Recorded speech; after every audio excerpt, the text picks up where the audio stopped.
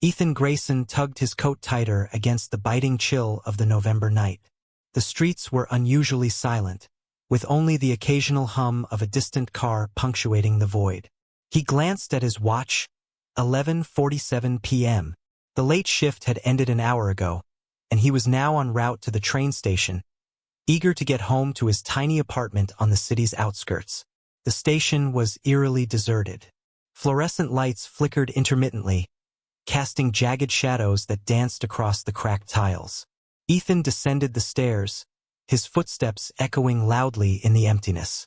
The faint smell of damp concrete and rust filled the air, and he couldn't help but feel a prickle of unease. Late-night paranoia, he muttered to himself, shaking off the thought. The platform stretched endlessly in both directions, shrouded in a thin mist that seemed unnatural, as though it clung to the air with purpose. A solitary bench sat near the center, its paint peeling and worn from years of neglect. Ethan took a seat, pulling out his phone to distract himself. No signal. He frowned, tapping the screen as though that might somehow resolve the issue. No use. With a sigh, he slipped the phone back into his pocket and scanned the platform again. That's when he noticed the train. It rolled into the station without a sound. No rattling of wheels on tracks, no screech of brakes. Just an eerie, almost spectral glide. The train's exterior was blackened and dull, as though it had been forgotten by time. The windows were obscured, smeared with grime so thick it was impossible to see inside. A single door hissed open. Ethan hesitated. The schedule had indicated no trains at this hour, but the thought of waiting until morning wasn't appealing either. He stepped forward cautiously, his boots clicking against the cold concrete. As he crossed the threshold, a gust of cold air rushed past him, almost as if the train were exhaling. The interior was dimly lit, with overhead lights that buzzed and flickered sporadically. Rows of faded red seats lined either side, their fabric torn in places and marked with stains that Ethan didn't want to think too much about. The carriage was completely empty. Strange, he murmured, taking a seat near the center. The door slid shut behind him with a sharp hiss, and the train jolted forward. For a moment, Ethan thought he heard something. Faint whispers carried on the air, but when he turned, there was nothing but the steady hum of the train's movement. The world outside the window was a blur of darkness. No city lights, no passing stations, just an infinite void that seemed to stretch forever. As the minutes ticked by, Ethan became increasingly uneasy. The train's motion was unnaturally smooth, with no swaying or clattering to break the monotony. He glanced around the carriage, his eyes drawn to the far end where shadows pooled unnaturally in the corners. "Hello," he called, his voice barely more than a whisper. No response. He leaned back, forcing himself to relax. "Just tired," he said aloud, as if hearing his own voice would dispel the growing tension. Then the lights went out. Complete darkness swallowed the carriage, and Ethan's heart leapt into his throat. He fumbled for his phone, the screen casting a weak glow as he swiped it on. The lights flickered back to life a moment later, but something had changed. A figure now sat in the row of seats directly across from him. Ethan froze. The person was cloaked in shadow, their head bowed so low he couldn't make out a face. Their hands, pale and skeletal, rested motionless on their knees.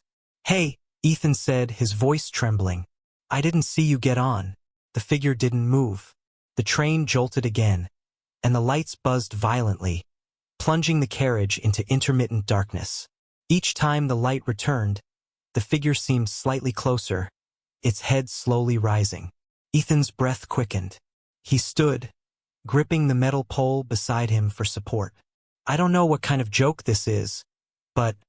The figure's head snapped up, revealing hollow sockets where eyes should have been. Its mouth opened in a silent scream, impossibly wide, as though its jaw were unhinged. Ethan stumbled back, nearly tripping over his seat. He turned and bolted for the next carriage, yanking the sliding door open with trembling hands. He slammed the door shut behind him, his chest heaving as he tried to steady his breathing. The second carriage was identical to the first, rows of decaying seats bathed in flickering light. 2 was empty. or so he thought. As he moved forward, he noticed something that made his stomach drop. The seats were occupied not by passengers but by faded silhouettes, shadowy impressions of people, their forms barely more than wisps of smoke. They sat perfectly still, their heads turned toward him in unison as he passed. Ethan quickened his pace, his footsteps muffled by the oppressive silence. The whispers were back, louder now, swirling around him like a storm. He couldn't make out words, but the tone was unmistakable. Accusatory, angry. Reaching the end of the carriage, he yanked open the next door and stepped through. This carriage was different. It was brightly lit, almost blindingly so, and completely devoid of seats. In the center stood a man dressed in a vintage conductor's uniform, his back turned to Ethan. "Hey!" Ethan called, relief washing over him. "You've got to help me. There's something wrong with this train." The conductor turned slowly, his face pale and gaunt, as though he hadn't seen sunlight in decades. His eyes were sunken, and his lips curved into a smile that sent a chill down Ethan's spine. "Wrong?" the conductor said, his voice low and gravelly. "No, sir. Everything is exactly as it should be." Ethan took a step back. "What are you talking about? This train, it's not normal. It's—" The conductor raised a hand, cutting him off. "Do you have your ticket?" "What?" "Your ticket, sir. You must present it." Ethan stared at him, dumbfounded. I didn't buy one. The doors were open, and I just got on." The conductor's smile widened. "No ticket," he said softly. "Then I'm afraid you're not meant to be here." The lights flickered violently, and when they stabilized, the conductor was inches from Ethan, his hollow eyes boring into him. Ethan stumbled back, his heart pounding as the whispers grew deafening. The walls of the carriage began to warp and twist, the light dimming until only the conductor's face was visible, illuminated by an unnatural glow. "Where do you think you're going, Mr. Grayson?" Ethan turned to run, but the door he'd entered through was gone. Ethan's body felt weightless as he plummeted through the darkness. The sound of rushing air filled his ears, though he couldn't tell if he was falling through space or tumbling deeper into some unfathomable void. Just as panic fully set in, the sensation stopped. His feet hit solid ground with a jarring thud. Ethan staggered, disoriented, his hands reaching out in the pitch black. The darkness wasn't natural. It felt alive, like a heavy shroud pressing against his skin. He gasped for air, his breath ragged as he tried to regain his bearings. A faint glow appeared in the distance, a pale and flickering light that seemed to beckon him forward. Ethan hesitated, his mind racing. That train, that conductor, none of it made sense. But standing still wasn't an option. Whatever was happening, he knew instinctively that he wasn't safe here. He moved toward the light, the sound of his footsteps echoing unnaturally in the darkness. The ground beneath him was uneven, a strange mix of stone and metal that seemed to hum faintly underfoot. As he approached, the glow resolved into an old lantern, hanging crookedly from a rusted hook embedded in the wall. The walls themselves were damp and jagged, carved from some kind of black stone that seemed to drink in the light. Beneath the lantern lay a small, tattered sign. "Passengers only." Ethan's stomach churned. His eyes darted down the tunnel, where the darkness seemed to ripple, almost as if it were moving. "Passengers for what?" he muttered, his voice sounding alien in the oppressive silence. The lantern flickered, and Ethan thought he saw something shift in the shadows ahead. A fleeting glimpse of a figure, tall and impossibly thin, its movements jerky and unnatural. "Hello," he called, though every instinct told him to stay silent. The figure froze, its head tilting slowly toward him. Even in the dim light, Ethan could feel its attention locked onto him. A cold, piercing awareness that sent a shiver racing down his spine. Then it began to move. The figure lurched toward him with a speed that defied logic, its limbs bending in unnatural angles as it closed the distance. Ethan turned and ran, adrenaline surging as the tunnel seemed to stretch endlessly before him. The sound of his own panicked breathing mingled with the guttural, scraping noises of the creature behind him. The tunnel forked ahead. Without thinking, Ethan veered left, skidding on the damp stone as he scrambled for an escape. The faint sound of rushing water reached his ears, and he spotted another flickering light in the distance. He didn't dare look back. The tunnel opened into a small chamber, the floor slick with water that dripped steadily from the ceiling. In the center stood a rickety wooden door, its surface scarred with deep claw marks.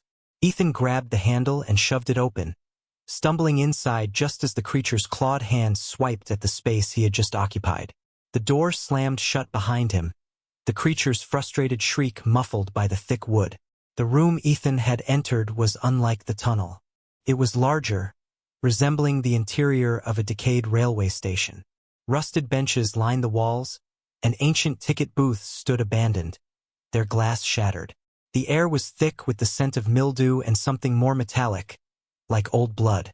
But it was the figures that caught Ethan's attention. Dozens of shadowy forms sat motionless on the benches, their heads bowed as though in mourning. Their features were indistinct, their bodies hazy and translucent, like smoke trapped in human shapes. Ethan took a cautious step forward, his voice trembling as he whispered, "What is this place?" One of the figures stirred. Slowly, it lifted its head, revealing hollow sockets where eyes should have been. Its mouth moved, though no sound came out. Instead, words formed in Ethan's mind, sharp and invasive. "You are not supposed to be here." Ethan staggered back, his pulse pounding. "I didn't want to be here. I was on the train, and the train chooses. You boarded." The other figures began to stir now, their heads turning toward Ethan in unison. Their empty sockets seemed to bore into him, and the oppressive silence was broken by a low, mournful hum that filled the air. "Chose me for what?" Ethan demanded, his voice rising in panic. "To join us. To serve the line." The hum grew louder, the figures rising from their seats in jerky, disjointed movements. The sound of a train whistle pierced the air, distant at first but growing steadily louder. The room began to shake, dust raining down from the ceiling as the hum of machinery grew deafening. Ethan turned to the far wall, where an arched opening now revealed the darkened maw of a tunnel. A beam of light cut through the darkness, and the same black train that had brought him here screeched to a halt, steam hissing from its sides. The figures moved toward it, their steps slow but deliberate.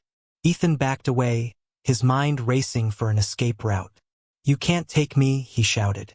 "I'm not staying here." The nearest figure stopped, its head tilting. "All aboard." The door of the train slid open, revealing the conductor. His grin was wider now, his teeth sharp and glinting in the dim light. "Mr. Grayson," the conductor said, tipping his hat. "Your stop is just ahead." Ethan turned and bolted, running back toward the door he had entered through.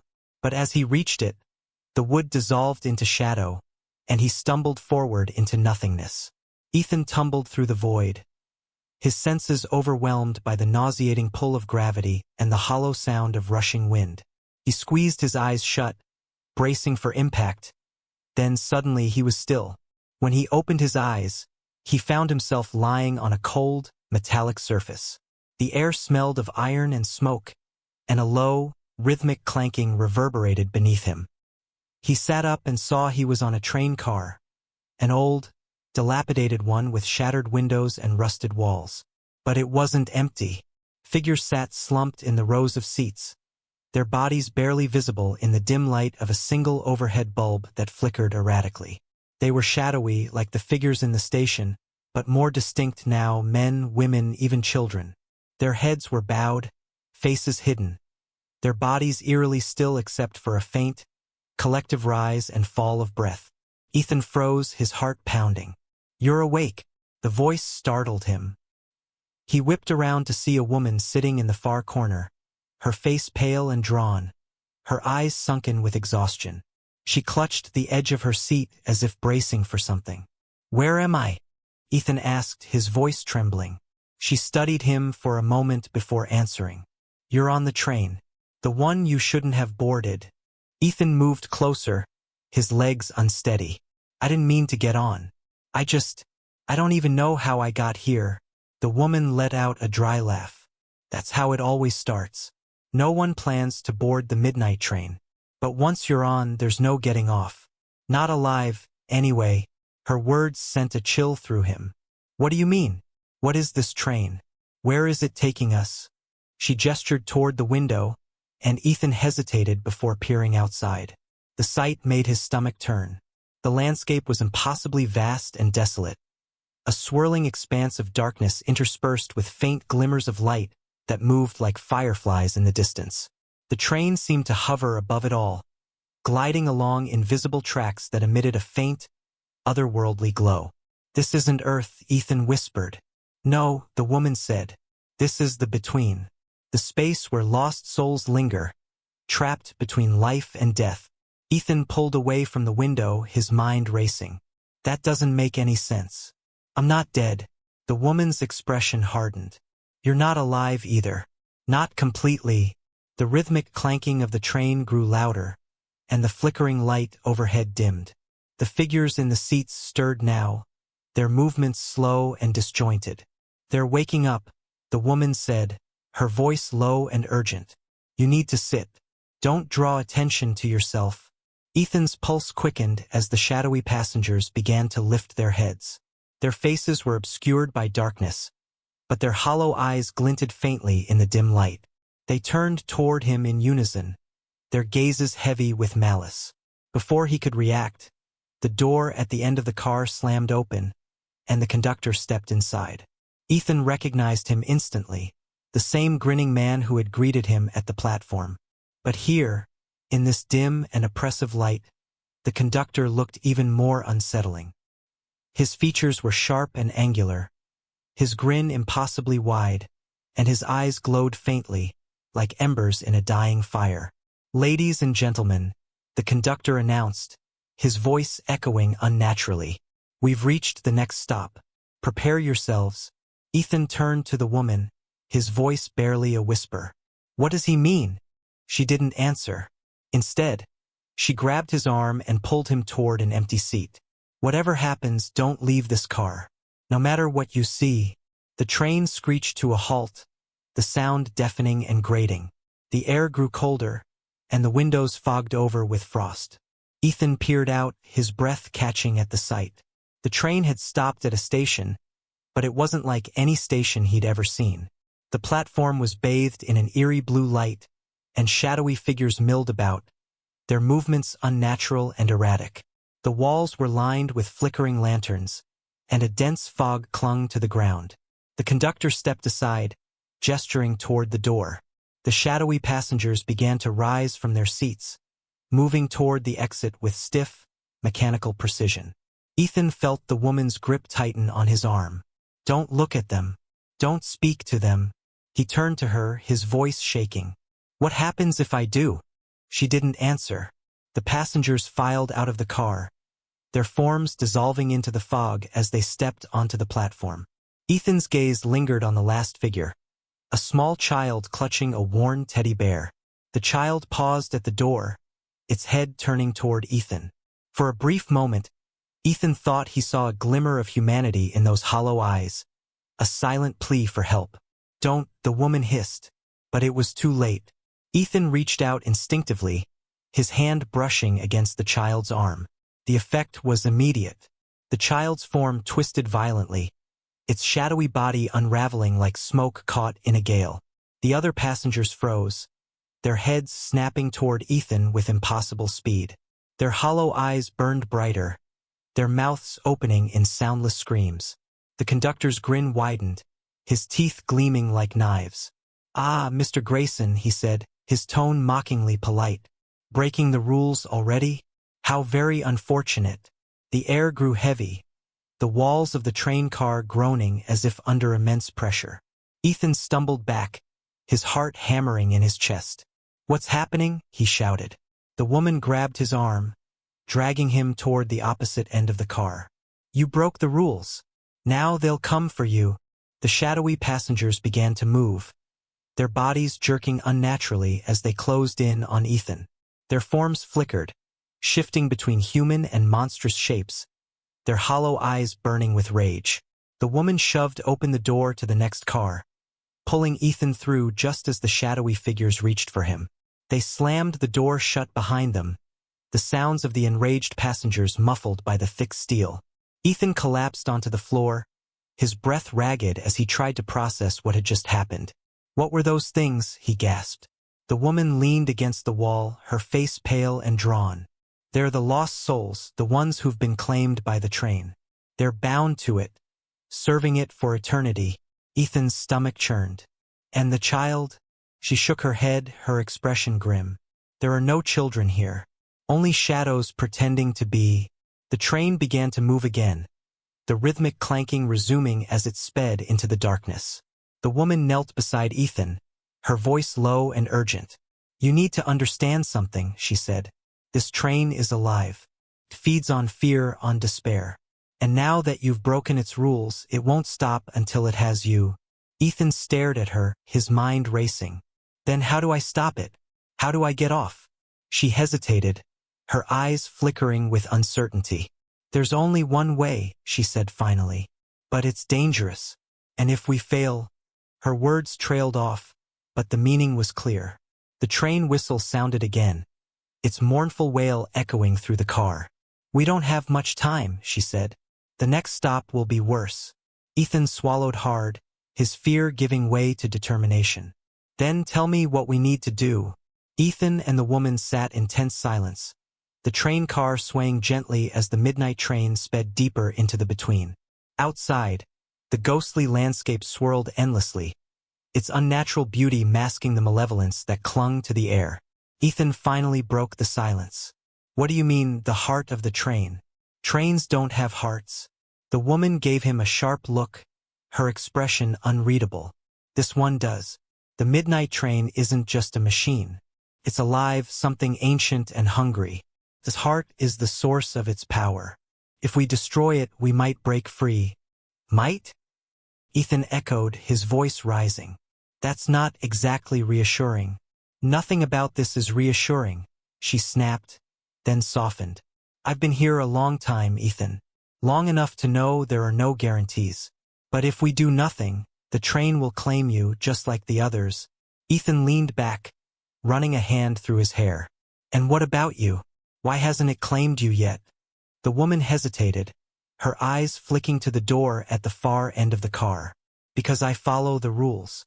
And because I'm useful." Ethan opened his mouth to ask what she meant, but the train screeched suddenly, the sound so sharp and grating it made his teeth ache. "We're slowing down," the woman said, her face pale. Another stop. The train ground to a halt, the car shuddering as if exhaling. The air grew colder, and the flickering light overhead dimmed further, casting long, twisting shadows across the walls. Ethan peered out the window and saw another station, this one even more foreboding than the last. The platform was littered with broken objects. Suitcases, umbrellas, shoes, all coated in a fine layer of ash. A heavy fog clung to the ground, and faint whispers echoed through the air, disjointed and overlapping. "What is this place?" Ethan asked, his breath visible in the frigid air. The woman's voice was barely above a whisper. "The platform of echoes. It's where the train collects passengers who don't know they're dead." Ethan stared at her. "What does that mean?" She didn't answer. The doors slid open, and the shadowy passengers began to stir, their movements sluggish but deliberate. Ethan tensed, remembering the way they'd attacked him in the previous car. "Stay quiet," the woman warned. "And stay out of sight." The passengers shuffled out of the car, their hollow eyes scanning the platform. The whispers grew louder, more insistent, and Ethan felt an inexplicable pull toward the open door. "Don't look," the woman hissed, grabbing his arm. "They're trying to lure you out." Ethan tore his gaze away, but the whispers burrowed into his mind, their words just barely intelligible. "Help us. Save us. Come with us." The urge to step onto the platform was almost unbearable, but the woman's grip kept him grounded. Then, as suddenly as it began, the whispers ceased. The passengers filed back onto the train, their movements eerily synchronized. The doors slid shut, and the train lurched forward, leaving the platform of echoes behind. Ethan exhaled shakily. I don't think I can do this. You don't have a choice, the woman said grimly. We have to keep moving. The train picked up speed, the rhythmic clanking filling the air once more. Ethan stared out the window, trying to make sense of what he'd just witnessed. Who are you anyway? He asked. You said you've been here a long time.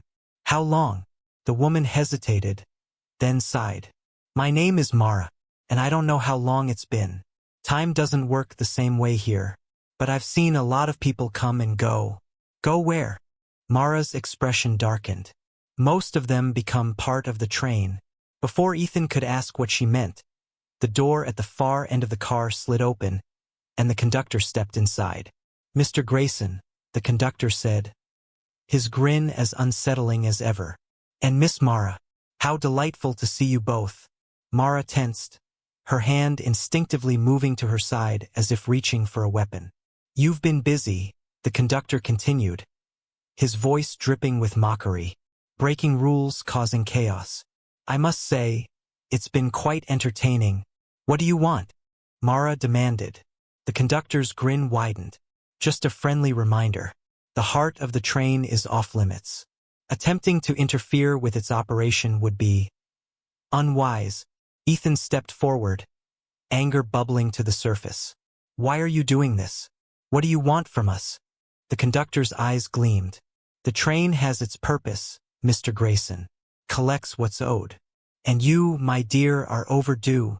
Before Ethan could respond, the conductor tipped his hat and disappeared through the door, leaving a faint trail of smoke in his wake. Ethan turned to Mara, his chest heaving.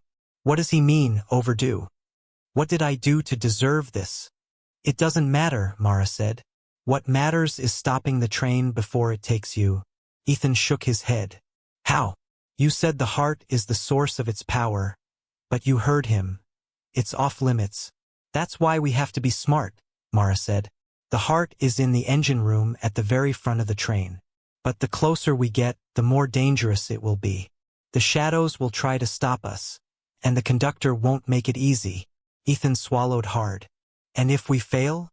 Mara's expression was grim. Then we become part of the train. Forever. The weight of her words settled over Ethan like a shroud. He looked out the window, the swirling darkness outside reflecting his own turmoil.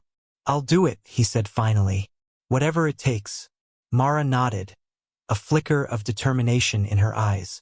Good. Then let's move. The sooner we reach the engine, the better. They moved through the train, passing through car after car, each one more decrepit and unsettling than the last. The shadowy passengers watched them silently, their hollow eyes tracking their every move. In one car, a child's laughter echoed faintly, sending chills down Ethan's spine. In another, the walls seemed to pulse and breathe, as if the train itself were alive. Finally, they reached a car that was unlike the others. The walls were lined with mirrors, each one cracked and clouded with age. The reflections were distorted, showing twisted versions of Ethan and Mara. This isn't right, Mara said, her voice low. Before Ethan could respond, the shadows emerged. They poured out of the mirrors like ink spilling from a shattered bottle, their forms writhing and shifting as they closed in. Run! Mara shouted, grabbing Ethan's hand. They sprinted toward the door at the far end of the car, the shadows surging after them. Ethan could feel the cold tendrils of darkness brushing against his back, pulling at his clothes, his skin. Mara yanked the door open, and they tumbled into the next car just as the shadows slammed against the barrier. The door groaned under the pressure, the glass cracking. We can't keep running, Ethan panted. We won't, Mara said, her eyes blazing. The engine room is close. One more car and we're there. Ethan nodded, his fear giving way to resolve. Let's finish this. Ethan and Mara stepped through the door, expecting more decrepit train car interiors or swirling shadows. Instead, they found themselves in a place that defied explanation. The walls of the car shimmered with scenes from lives long past, as if reality had melted into a dream. Ethan saw fragments of his own life playing out on one wall.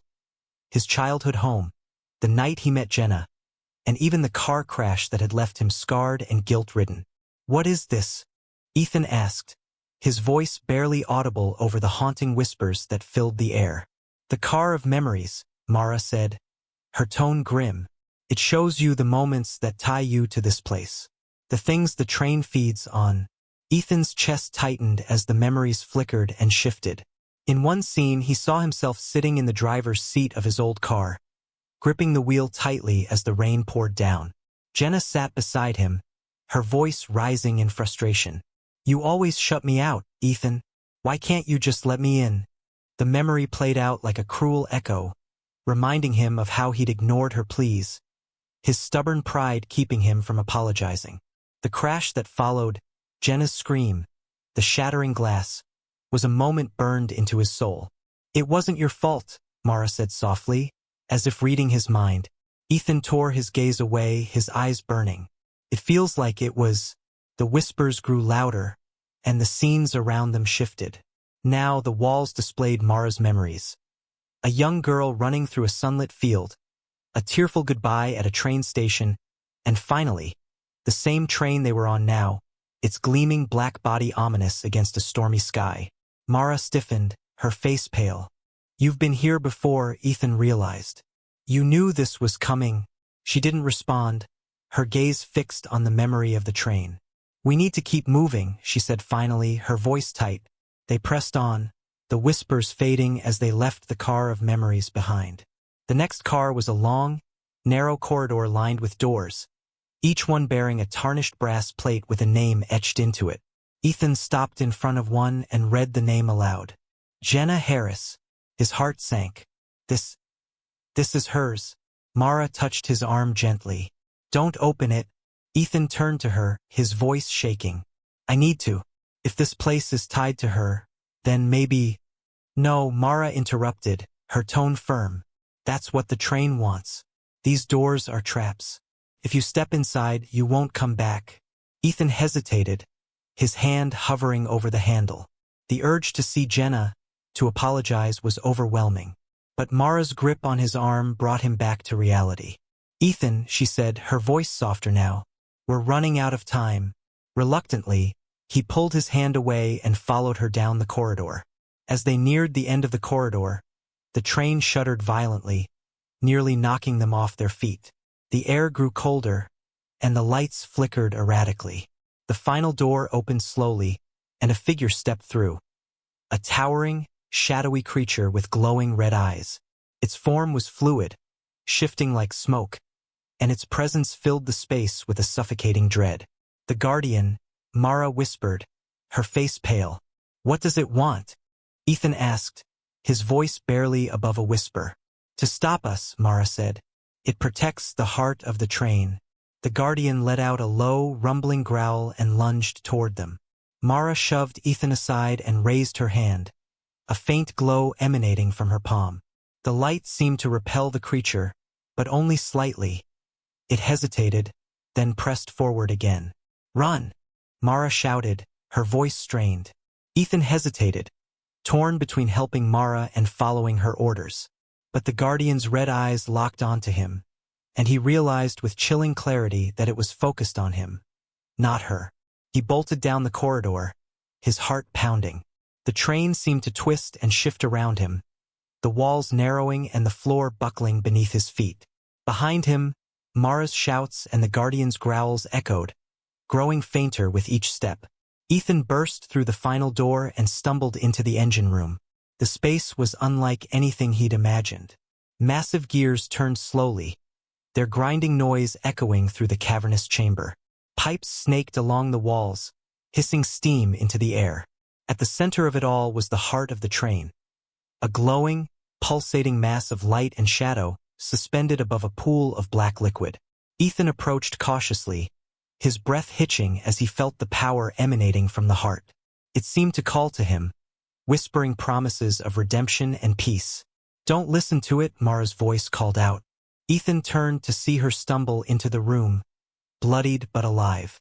The Guardian's red eyes glowed faintly in the doorway behind her, but it didn't enter. "It wants you to give in," Mara said, limping toward him. "That's how it traps you." Ethan stared at the heart, his thoughts racing. "How do we destroy it?" Mara hesitated, then held up the glowing object she'd used to repel the guardian. It was a small, intricately carved dagger, its blade shimmering with an otherworldly light.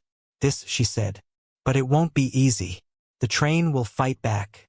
Ethan took the dagger from her, its weight heavier than he expected. "What happens if we succeed?" "We're free," Mara said simply. "But the train's power, it could destroy everything here, including us." Ethan nodded, gripping the dagger tightly. "Then we don't have a choice." The darkness was complete, swallowing sound, sight, and sensation. Ethan stood frozen, the dagger cold and heavy in his grip. His breath came in shallow gasps, the weight of the train's oppressive energy pressing on his chest.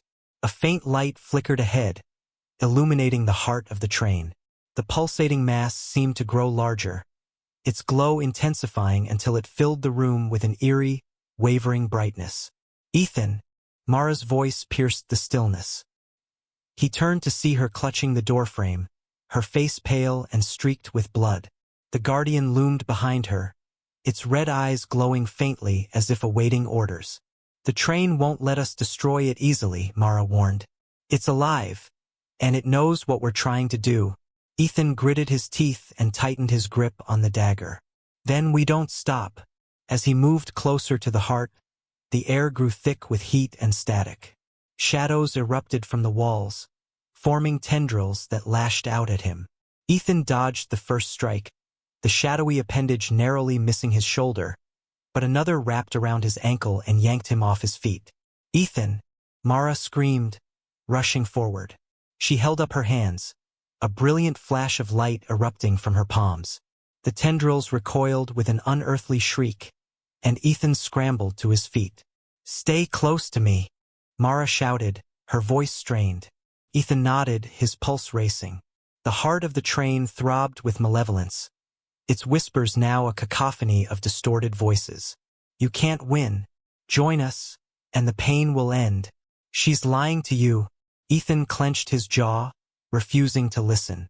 The shadows intensified, filling the room with a writhing mass of darkness. Mara fought to keep them at bay, her light flickering as exhaustion began to take its toll. "We're running out of time," she gasped. Ethan surged forward, the dagger glowing faintly as he approached the heart. With every step, the train seemed to fight harder, its shadows coiling around his arms and legs, dragging him back. "Don't stop," Mara cried, her voice shaking. Ethan roared in defiance, raising the dagger high. The blade vibrated in his hand, as if resonating with the energy of the heart. He drove it downward with all his strength, plunging it into the glowing mass. A deafening scream tore through the engine room, shaking the train to its core. The heart of the train convulsed violently, its glow fading to a sickly black. The shadows writhed in agony, their tendrils flailing wildly. Ethan was thrown backward, the force of the explosion sending him crashing into the wall. Mara was flung across the room, landing in a heap near the doorway. For a moment there was silence. Then, the train began to shudder violently. The gears groaned, and the pipes burst, spewing steam and sparks. The walls cracked and splintered as the entire structure started to collapse. "We need to get out of here," Mara shouted, struggling to her feet. Ethan pushed himself up, his body aching. He stumbled toward Mara, grabbing her arm as they made their way toward the exit. The train was falling apart around them, each car they passed disintegrating into darkness. The corridor stretched endlessly, its doors now wide open, spilling memories and regrets into the void. Ethan glanced back and saw the Guardian standing in the doorway of the engine room. It didn't follow them, its glowing eyes dimming as the train's power waned. "Why isn't it chasing us?" Ethan asked breathlessly. Mara hesitated. "The train is dying. Without the heart, it can't hold its form." The whispers of the train grew fainter, replaced by a low, mournful wail. Ethan felt a pang of guilt, as if they were destroying something ancient and alive. But there was no turning back. They reached the last car, its windows filled with blinding white light. The doorway to freedom stood before them, but the train wasn't done with them yet. The floor buckled violently, throwing them to the ground. A massive shadow rose from the floor, forming a grotesque figure that towered over them. It was a twisted amalgamation of the train's victims, their faces contorted in anguish. "You don't belong here," it roared, its voice shaking the car. Ethan stood, his legs trembling. "We're leaving, and you can't stop us." The figure lunged, its massive arms sweeping toward them. Mara raised her hands, but her light flickered weakly. "Ethan, go!" she screamed. "I'm not leaving you." The shadow struck, and Ethan braced himself. But as the impact came, a burst of light erupted from the dagger still in his hand. The shadow recoiled, howling in pain. "Use it!" Mara shouted. Ethan raised the dagger and charged, plunging it into the heart of the shadow. The creature dissolved into a swirling mist, its screams fading into silence. The doorway glowed brighter, and the train's shuddering began to slow. Ethan and Mara stumbled through the door, collapsing onto solid ground. They looked back to see the train fading into the distance, its form dissolving into nothingness. The mournful whistle echoed one last time before silence fell. Ethan lay on the ground, gasping for air. The night sky stretched above them, stars twinkling brightly. For the first time, the oppressive weight of the train was gone. "Is it over?" he asked, his voice barely audible. Mara nodded, her face weary but relieved. "We're free." But as they stood and began to walk away, a faint, familiar whistle echoed in the distance. Ethan stopped, his heart sinking. "Did you hear that?" Mara's expression darkened. "Let's just keep moving." They walked into the night, the sound of the whistle growing fainter with each step. The faint whistle continued to echo behind them as Ethan and Mara trudged through the barren landscape. The train might have disappeared, but its haunting presence lingered. Every sound, every flicker of movement, felt like an extension of its malevolent will. "Do you think it's really gone?" Ethan asked, his voice hoarse. Mara hesitated. "The heart is destroyed, but something as old as that train. It's not so easily erased. We've escaped, but for how long?" The ground beneath their feet was cold and uneven, scattered with jagged rocks and patches of lifeless grass. The vast, moonlit expanse stretched endlessly, with no clear path or destination. "We need to find shelter," Mara said. "Whatever's left of that train, it might still be hunting us." Ethan nodded, but unease settled in his chest. The whistle, so faint, so distant, seemed to follow them, growing neither louder nor quieter, as though tethered to their very souls. After hours of walking, they came upon a decrepit shack perched on the edge of a cliff. The sea below crashed against jagged rocks, sending sprays of cold mist into the air. The shack looked abandoned, its windows shattered and its wooden frame weathered by years of exposure to the elements. "It's better than nothing," Ethan said, pushing the creaking door open. Inside, the air was thick with the scent of salt and decay. Broken furniture was scattered across the floor, and a single lantern sat on a table, its glass cracked but intact. Mara rummaged through her bag and found a match, lighting the lantern and casting a dim glow around the room. Ethan sank onto an old chair, his body aching from the ordeal. Mara paced restlessly, her gaze darting to the windows. "Do you think it'll come here?" Ethan asked. "I don't know," Mara admitted. "But if it does, we need to be ready." As the night deepened, the whistle grew louder. Ethan tried to convince himself it was just the wind, but the rhythmic tone was unmistakable. He gripped the dagger tightly, its faint glow a small comfort against the encroaching darkness. In the early hours of the morning, the shack began to tremble. The lantern flickered violently, casting erratic shadows on the walls. Mara stood frozen, her face pale. "It's here," she whispered. Ethan leapt to his feet, the dagger at the ready. The sound of grinding metal filled the air, and the whistle's mournful cry seemed to come from all directions at once. Outside the window, a faint light glowed in the distance, growing steadily brighter. "It's the train," Ethan said, his voice trembling. "But it's different." The train materialized out of the darkness, its form flickering like a distorted mirage. It no longer moved on tracks but floated above the ground, its wheels spinning uselessly in the air. Shadows poured from its windows, spilling onto the earth and spreading toward the shack. "We need to go," Mara shouted, grabbing Ethan's arm. They bolted out the back door, the shadows chasing after them. The ground seemed to twist and warp beneath their feet, each step harder than the last. The train's whistle pierced the air, louder and more menacing than ever. Ethan glanced back and saw the shadows forming figures. Twisted, ghostly passengers with hollow eyes and grasping hands. They reached out for him, their voices a cacophony of sorrow and rage. The sea roared below as Ethan and Mara reached the edge of the cliff. The train loomed behind them, its glowing windows casting an unnatural light over the landscape. "There's nowhere to go," Ethan shouted.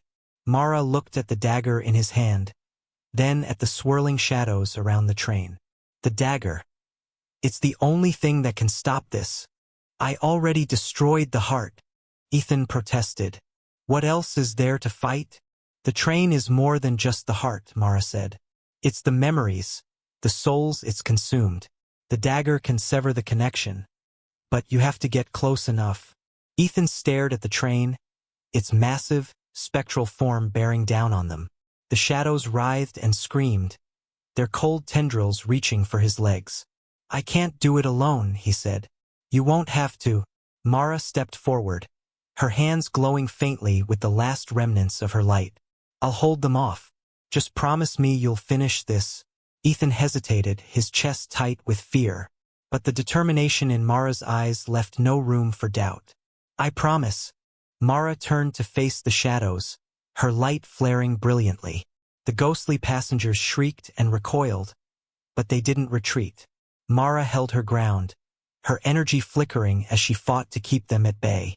Ethan charged toward the train, the dagger pulsing in his hand. The closer he got, the more the train seemed to dissolve, its form unraveling like smoke. The shadows clung to him, whispering in his ears, but he pressed on. The train's door loomed ahead, its surface etched with strange, glowing symbols. Ethan plunged the dagger into the center of the door, and a surge of energy shot through him. The train let out a deafening roar, its form convulsing violently. "Ethan, hurry!" Mara cried, her light faltering. Ethan twisted the dagger, and the door shattered, revealing a swirling void of light and shadow. The train's whistle turned into a low, mournful wail as it began to collapse inward, its structure folding and crumbling into the void. The shadows screamed in unison, their forms disintegrating. Mara fell to her knees, her light fading completely. Ethan reached out for her, but the ground beneath him gave way, pulling him toward the void. With a final burst of strength, Ethan threw the dagger into the heart of the void. The light flared brilliantly, engulfing everything in its path. Ethan felt himself falling, the world spinning around him. Then there was silence. When he opened his eyes, he was lying on solid ground. The sky above was clear and blue, the oppressive darkness of the train nowhere to be seen. Mara lay beside him, unconscious but breathing. Ethan sat up, his body aching but alive. The dagger was gone, and so was the train. The faint whistle that had haunted them for so long was finally silent. "It's over," he whispered, though he wasn't sure if he believed it. Mara stirred, her eyes fluttering open. She looked at Ethan and smiled weakly. "We did it." But as they stood and began to walk away, a faint, almost imperceptible whistle echoed in the distance. Ethan froze, his heart sinking. He turned to Mara, who shook her head. "Let's go," she said firmly. "Whatever's left. We'll face it together." Hand in hand, they walked into the unknown, the faint whistle following them like a ghost of the past. The faint whistle lingered like a shadow on the edge of their minds. Ethan and Mara walked in silence, their footsteps crunching against the rocky ground. Though the oppressive darkness of the train was gone, a gnawing tension remained, as if the train had left something behind in their very souls. "Where do we go now?" Ethan asked, his voice barely above a whisper. "Anywhere but here," Mara replied. She glanced back over her shoulder, her eyes scanning the horizon for any sign of the train. The sea, the cliffs, the barren landscape. All were silent, yet it felt as if the world itself was holding its breath. As the sky began to lighten with the first rays of dawn, They stumbled upon a narrow, winding road that seemed out of place in the desolate expanse. The road was paved, its surface cracked with age but clearly leading somewhere. Mara stopped and knelt, running her hand along the worn pavement. This wasn't here before. Ethan frowned. You think it's safe? Mara shook her head. I don't think safe exists anymore. But it's a path, and that's more than we've had. With no better option, they followed the road. The air grew colder, and a thin mist began to rise, swirling around their legs. The whistle's faint echo remained, sometimes growing louder, sometimes fading, but never truly gone. Hours passed before they saw it. A small village nestled in a valley. The houses were old, their wooden frames leaning precariously, and the streets were empty. A bell tower stood at the center, its cracked surface etched with strange symbols that seemed disturbingly familiar. This place, Mara murmured. It feels wrong. Ethan nodded. The air here was heavy, oppressive, as though the village itself were alive and watching them. Yet, the faint whistle that had stalked them seemed to fade as they approached, as if the village held some kind of power over the train's lingering presence. The first signs of life appeared as they reached the bell tower. An old man stepped out of the shadows, his face pale and drawn, his eyes sunken but sharp. He wore a tattered cloak and leaned heavily on a cane carved with intricate designs. You shouldn't be here, the man said, his voice rough but clear. We didn't have a choice, Ethan replied. The train, it was chasing us. The old man's eyes darkened. The midnight train doesn't simply chase. Claims. If you're still here, it means you've defied it. Mara stepped forward. We destroyed the heart. We thought it was over. The old man shook his head slowly. You can't destroy what is bound by time and death. The train is a prison for souls lost to their own darkness. By severing its heart, you may have weakened it, but you also broke its chains. Now it's free to roam as it pleases. Ethan's stomach twisted. So we made it worse? The old man didn't answer directly. Instead, he pointed toward the bell tower. There is one last chance. One final way to end this, but it comes at a price. Inside the bell tower, the air was thick with the scent of damp stone and decay. A spiral staircase wound upward into darkness, and the faint sound of the whistle returned, echoing like a taunt. The old man handed Ethan a small, silver bell etched with the same symbols as the dagger.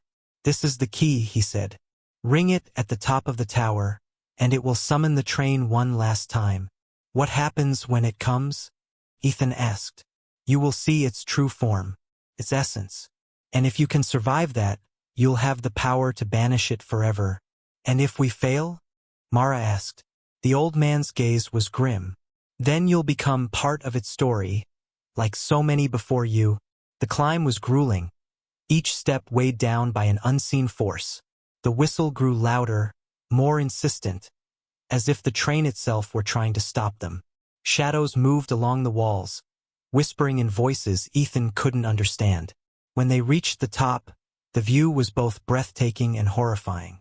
The village stretched out below, surrounded by an endless void. In the distance, the train appeared, its form shifting and flickering like a living nightmare. Ethan held the silver bell tightly. This is it. He rang the bell, and the sound was unlike anything he'd ever heard. Sharp, piercing, and otherworldly. The train roared in response, its spectral form rushing toward the tower. When the train reached the tower, it transformed. No longer bound by rails or wheels, it became a swirling mass of light and shadow, its windows filled with anguished faces. The whistle became a deafening scream, and the shadows inside the train poured out, taking on monstrous forms. Ethan and Mara stood their ground, the silver bell glowing in Ethan's hand. What do we do now? He shouted over the cacophony. Use it, Mara cried. Focus on the light. Ethan closed his eyes and held the bell high. The glow intensified, spreading out in waves that pushed back the shadows. The train howled, its form fracturing as the light consumed it. As the train began to collapse, Ethan felt a sharp pain in his chest. He looked down and saw the bell melting into his skin, its symbols burning into his flesh. The light grew blinding, and the last thing he heard was Mara's voice calling his name. When he woke, he was alone. The train was gone, and so was Mara. The bell tower stood silent, its steps covered in dust. Ethan's chest ached, and when he looked down, the symbols of the bell were etched into his skin, glowing faintly. He stumbled out of the tower, the village eerily quiet. The whistle was gone, but so was the sense of peace. He knew the train was destroyed, but its legacy lived on in him. As he walked away, the faint sound of a bell echoed in the distance, a reminder that some stories never truly end.